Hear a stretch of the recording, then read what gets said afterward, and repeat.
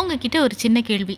5 செகண்ட்ஸ்க்குள்ள யாருக்கு ஆன்சர் தெரியுதுன்னு பார்க்கலாம். நான் சொல்லப் போற 4 ஃபுட் ஐட்டம்ஸ்ல எதுல அயர்ன், இரும்பு சத்து அதிகமா இருக்குன்னு சொல்லணும். நம்பர் 1 பேரிச்சம்பழம், நம்பர் 2 பீட்ரூட், நம்பர் 3 அத்திப்பழம், நம்பர் 4 பீஃப். இந்த 4ல எதுல அயர்ன் அதிகமா இருக்குன்னு நினைக்கிறீங்க?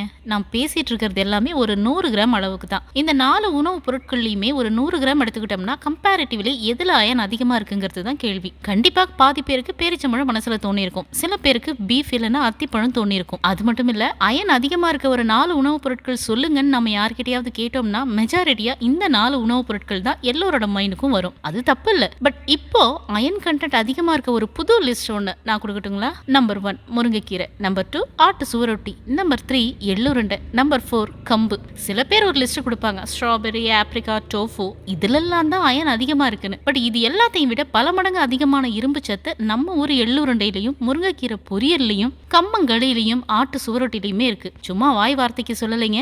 NCBI national centre of biotechnology information, USDA United States of department of agriculture, இந்த மாதிரி recognised national certified research centres மூலமா ஆதாரப்பூர்வமா வெளியிட்ட ஆய்வு அறிக்கைகளை வச்சு தான் சொல்றோம். RDA ரெக்கமெண்டட் டயட்ரி அலோவன்ஸ், மனித உயிர்களுக்கு ஒரு நாளைக்கு எவ்வளவு ஊட்டச்சத்துக்கள் தேவைப்படும்ங்கிறதோட அளவீடு தான் இந்த RDA. இது பெரியவங்க, குழந்தைங்க, ஆண், பெண் இப்படி ஒவ்வொருத்தருக்கும் வித்தியாசப்படும். இதை நமக்கு ஆய்வு பண்ணி ரெக்கமெண்ட் பண்றவங்க நேஷனல் ரிசர்ச் கவுன்சில். அவங்களோட அறிக்கைப்படி ஒரு நாளைக்கு நம்ம உடலுக்கு தேவைப்படுற அயன் கண்டென்ட் 12 mg லேருந்து 18 mg வரைக்கும். பெண்களுக்கு 12 mg, ஆண்களுக்கு 16லேருந்து 18 mg. இது 4 வயசுக்கு மேல இருக்க குழந்தைகளுக்கும் பொருந்தும். சரி, எல்லாம் ஓகே. அதை விட இதுல நிறைய இருக்கு, இதை விட அதுல நிறைய இருக்குன்னு சொன்னா எப்படி?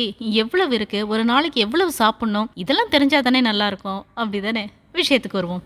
நாம் எடுத்திருக்க புது லிஸ்ட்டில், அதாவது முருங்கைக்கீரை, எள்ளுருண்டை, கம்பு, ஆட்டு சுவரொட்டி, இது எல்லாமே எதை வச்சு கேட்டகரைஸ் பண்ணியிருக்கோம்னா, நாம் நார்மலாக டெய்லி எடுத்துக்கிற உணவு வகைகளில், முக்கியமாக நம்ம நாட்டில் கிடைக்கக்கூடிய உணவுப் பொருட்கள்லேயே எதில் இரும்புச்சத்து அதிகமாக இருக்கோ அதுலேருந்து ஒரு 4 உணவுப் பொருட்களை மட்டும் ஃபில்டர் பண்ணி எடுத்திருக்கோம். இப்போ இந்த 4லையும் எவ்வளோ அயன் கண்டென்ட் இருக்குங்கிறத பார்க்கலாம். நம்பர் 1 முருங்கைக்கீரை. பொதுவாகவே எந்த ஒரு பழமாக இருந்தாலும் சரி, காய்கறியாக இருந்தாலும் சரி, அதை பச்சையாக சாப்பிடும்போது தான் அதில் இருக்க ஊட்டச்சத்துக்கள் முழுசாக அப்படியே நமக்கு கிடைக்கும். அதை வேக வச்சிட்டோம்னா அதில் இருக்க சத்து குறைஞ்சிடும்னு சொல்லுவாங்க. பட் நம்ம முருங்கைக்கீரையை பொறுத்த வரைக்கும் அதை பச்சையா சாப்பிட்றதை விட சமைச்சு சாப்பிடும்போது தான் சத்துக்கள் அதிகமாகுது. அதுக்கு என்ன காரணம்னா அதுல இருக்க ஃபைட்டோநியூட்ரியன்ஸ். ஃபைட்டோநியூட்ரியன்ஸ்னா லாக் பண்ணப்பட்ட ஊட்டச்சத்துக்கள். ஒவ்வொரு உணவுப் பொருட்கள்லையுமே இது இருக்கு. சில உணவுப் பொருட்கள்ல அப்படியே சாப்பிடும்போது அதுல இருக்க ஊட்டச்சத்துக்களோட அளவு நமக்கு கம்மியா தான் கிடைக்கும். ஆனா அதையே கொஞ்ச நேரம் தண்ணியில ஊற வச்சோ இல்ல சமைச்சோ சாப்பிடும்போது அதுல இருக்க ஊட்டச்சத்துக்களோட அளவு பல மடங்கு அதிகமாகும். காரணம், ஊற வைக்கும் போது அதுல லாக் பண்ணப்பட்ட ஊட்டச்சத்துக்கள் பிரேக் டவுன் ஆகி அதுல மறைஞ்சிருக்க முழுமையான ஊட்டச்சத்துக்களும் நமக்கு கிடைக்கும்.